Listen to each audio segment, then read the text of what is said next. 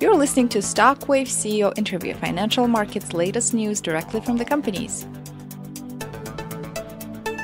I'm your host, Regina Revazova. Today we're talking to the COO of Rising Biosciences Incorporated and PAO Group Incorporated, Art Hall. The company's ticker symbols are RBII and PAOG respectively. Welcome to the show, Art. And for those not familiar with what you do, please describe the companies and their business model.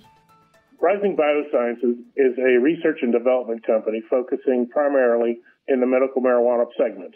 We also do some non-medical marijuana products in the topical side.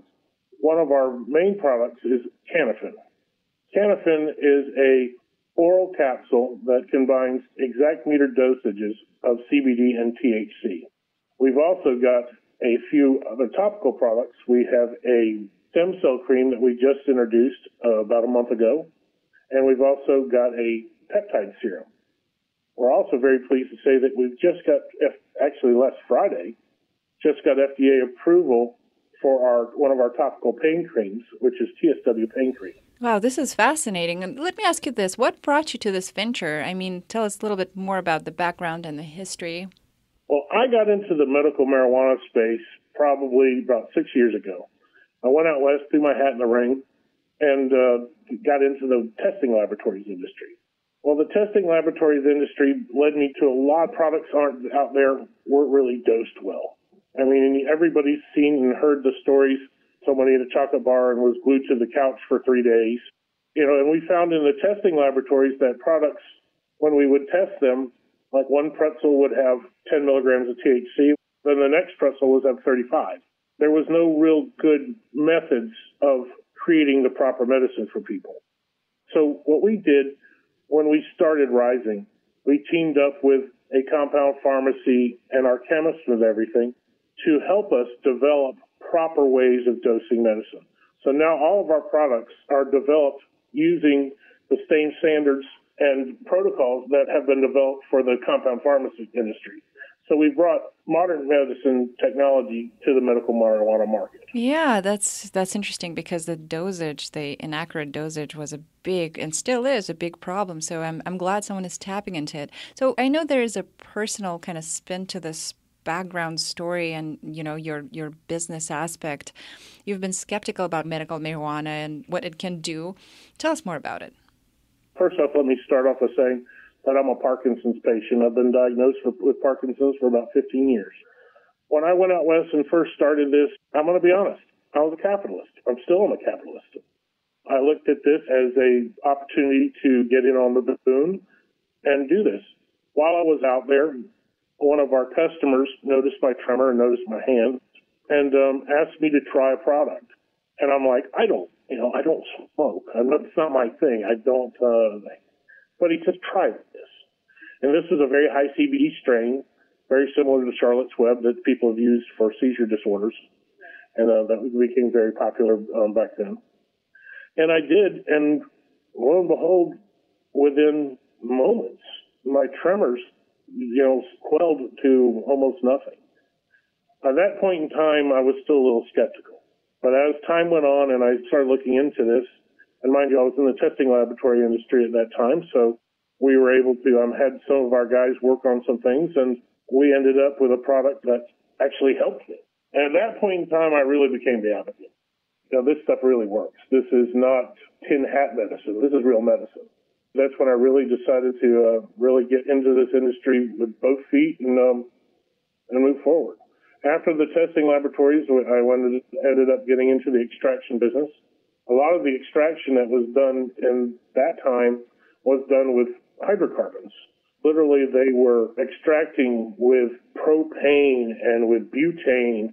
Then they were adding all these terrible chemicals just to extract the medicine from these plants. And when I got into the extraction business, we pioneered a methodology that was cryogenic extraction. Basically processed everything at sub-zero temperatures. And we were able to do that with no hydrocarbons and totally organically. This is very popular. It's become very much one of the very good industry standards of today. There's a lot to it. I've been in this industry for a long time. I also was in the farming industry. We ended up purchasing a few farms. But then I came back to my home state and I kind of slowed down and wanted to start working on products to help people. All right. And you also, you ran the laboratories, but you kind of became personally your own laboratory, your own testing facility when you... Very much so. Very much so. That's where Canafin came from. Canafin is a derivative of the product that we started on many years ago, and this has helped me. I'm also a cancer survivor. When the surgeon removed the cancer that I had, I put it this way, I did no radiation, no chemotherapy. He told me to continue using, on my discharge orders from the hospital, it tells me to continue my regimen of Canafin. A surgeon looking at me going, continue to use your medical marijuana. This has helped you. And, like I said, I did not do any radiation or chemotherapy. Even with my Parkinson's, I don't even take any of my other meds anymore. I'm solely on this. Yeah, I was pretty stunned when you told me about it. And you hear those stories over and over again. Now, going back to your business, Art, tell us about the company's accomplishments since you took it over. I know there's quite a few there. Well, when we started the company a little over a year ago, we went and we had some things on the shelf that we wanted to bring to market. Now, mind you, a lot of our products that we have on the market right now are not medical marijuana related. That's because we needed to do something, to generate some revenue and bring some products to life. A lot of these products later can be added to THC and CBD in the areas that we work in. So what we do work on is a licensing model. We've already had our stem cell cream, wonderful stem cell cream. We market that on Amazon. We also have a skin peptide serum that's a scar serum. We market that on Amazon. We also developed a TSW pain cream, and ironically, TSW stands for This Shit Works because that's what everybody called it. So we reduced the name down to TSW. It's a very unique pain cream using a lot of herbal ingredients along with lidocaine.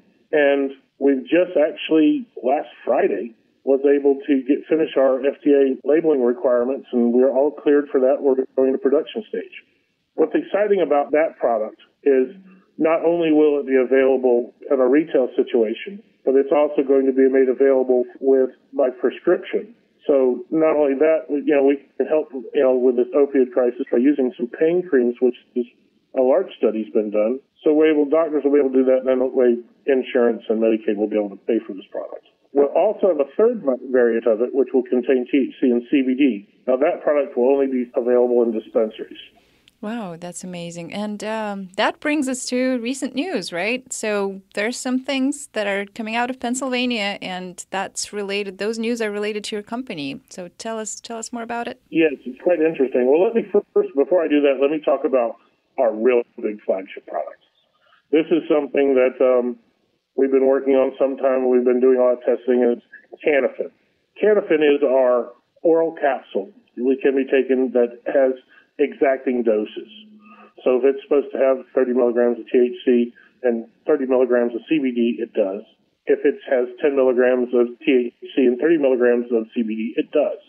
This is also easily absorbable by the body, and we've overcome a lot of those things by using the technology that we found in the compound pharmacy industry.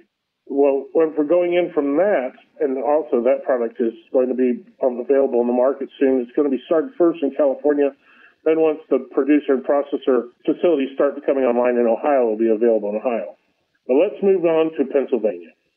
Pennsylvania recently, they were the first state in the country to do this.